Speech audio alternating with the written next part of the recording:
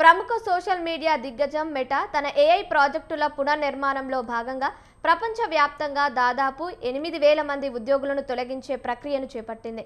America, Britain సహా ప్రపంచవ్యాప్తంగా ఉన్న ఉద్యోగులకు ఆఫీస్కు రావద్దని మెటా సంస్థ సమాచారం ఇచ్చింది. ఆఫీసుల్లో ఎలాంటి సమావేశాలు లేవు, కారిడార్లలో సాధారణ చర్చలు లేవు, ఎలాంటి ఉద్విగ్న పరిస్థితులు బయటకు కనిపించలేదు. కానీ కొద్ది గంటల్లోనే ఉద్యోగుల ఇన్బాక్సులలో ఈమెయిల్స్ రావడం ప్రారంభమైంది.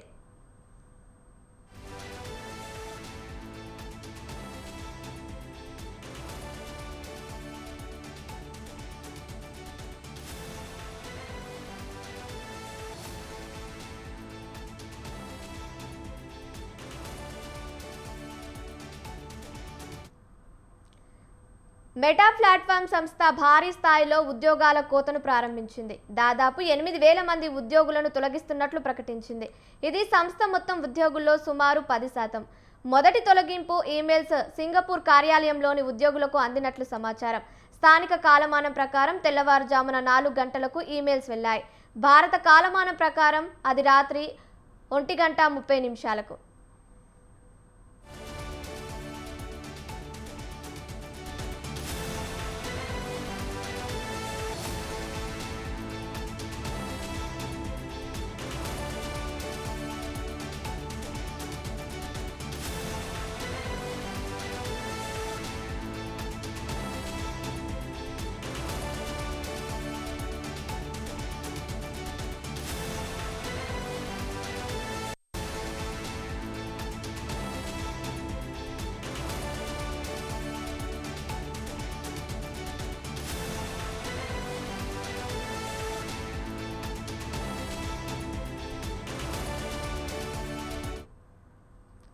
ఉద్యోగులకు ముందుగా వర్క్ ఫ్రం హోం చెప్పి తర్వాత ఉద్యోగాల కోత ప్రకటించడం అనేక మందిని షాకు గురిచేసింది.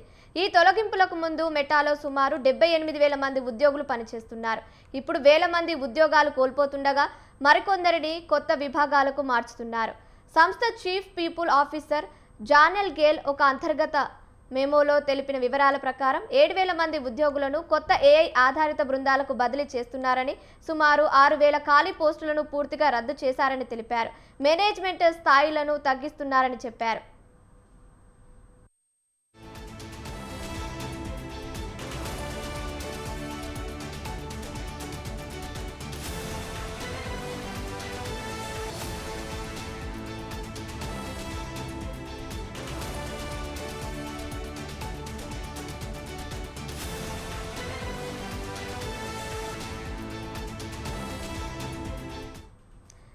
చిన్న బృందాలతో తక్కువ స్థాయిల నిర్వహణతో సంస్థలు మరింత వేగంగా పనిచేయగల దశకు చేరుకున్నాయని జానెల్ గేల్ అన్నారు. ప్రత్యేకంగా ఇంజనీరింగ్, ప్రొడక్ట్ విభాగాలపై ఈ కోతల ప్రభావం ఎక్కువగా ఉండనుందని తెలిపారు.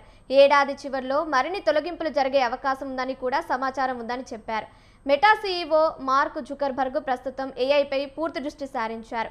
ఈ ఏడాది సంస్థ ఏఐ అభివృద్ధి కోసం $125 నుంచి $145 బిలియన్ వరకు ఖర్చు చేయాలని లక్ష్యంగా పెట్టుకుంది. ఉద్యోగాల కోతల వార్తలు బయటకు రావడంతో మెటా ఉద్యోగుల్లో తీవ్ర ఆందోళన నెలకొంది. కొంతమంది ఉద్యోగులు అధికారిక ప్రకటన రాకముందే ఆఫీసులో ఉచితంగా ఇచ్చే స్నాక్స్, అదనపు ల్యాప్టాప్ ఛార్జర్లు తీసుకెళ్లినట్లు కూడా వార్తలు వచ్చాయి. ఇదే సమయంలో మరో వివాదాస్పద అంశం బయటపడింది. కొత్త ఏఐ వ్యవస్థలను ట్రైన్ చేయడానికి ఉద్యోగుల మౌస్ కదలికలు, కీబోర్డు టైపింగ్ వివరాలను ట్రాక్ చేసే అంతర్గత టూల్ను మెటా ఉపయోగిస్తున్నట్లు సమాచారం వెలుగులోకి వచ్చింది. ఈ నిర్ణయంపై ఉద్యోగుల్లో తీవ్ర వ్యతిరేకత వ్యక్తమైంది.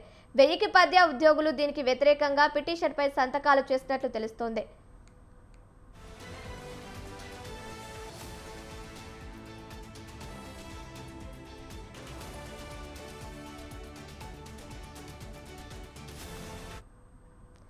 అనేక మంది ఉద్యోగుల అభిప్రాయం ప్రకారం వర్క్ ఫ్రం హోం ఆదేశం వల్ల ఉద్యోగాల కోత ప్రశాంతంగా జరిగిపోయిందని, ఆఫీసుల్లో ఎలాంటి నిరసనలు, గందరగోళం, భావోద్వేగ దృశ్యాలు కనిపించలేదని అంటున్నారు. ప్రస్తుతం టెక్ రంగం మొత్తం ఇదే ధోరణిని అనుసరిస్తోంది. సిస్కో సిస్టమ్స్ గత వారం 4,000 ఉద్యోగాలను తొలగించింది. మైక్రోసాఫ్ట్, అమెజాన్, డిస్నే, ఏఎస్ఎంఎల్ కూడా ఉద్యోగాల కోతలు లేదా స్వచ్ఛంద విరమణలను ప్రకటించాయి. ఏప్రిల్లో ఒరాకిల్ ప్రపంచవ్యాప్తంగా తెల్లవారుజామున ఈమెయిల్స్ ద్వారా 20,000 నుంచి 30,000 మంది ఉద్యోగులను తొలగించినట్లు అంచనా.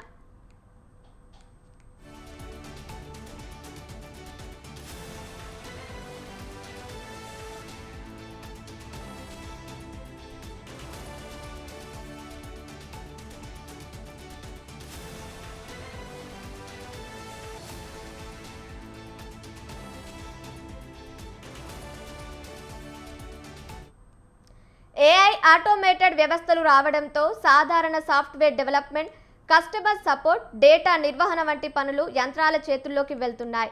కంపెనీలు పెద్ద సంఖ్యలో ఉద్యోగులను నియమించుకోవాల్సిన అవసరం తగ్గుతోందని నిపుణులు అంటున్నారు. ఇక భవిష్యత్తులో కేవలం కోడ్ రాయగలగడం సరిపోదని ఏఐ ఆధారిత సంక్లిష్ట వ్యవస్థలను రూపకల్పన చేయగల నైపుణ్యాలు అవసరమని చెబుతున్నారు. భవిష్యత్తు ఏఐ యుగానికి సరిపోయే సిస్టంలను డిజైన్ చేయగల టెక్నాలజీ నిపుణులదే. కేవలం పనులు చేసే వ్యక్తుల కంటే మొత్తం వ్యవస్థను నడిపించగల సామర్థ్యం ఉన్నవారికే డిమాండ్ ఉంటుందని చెబుతున్నారు.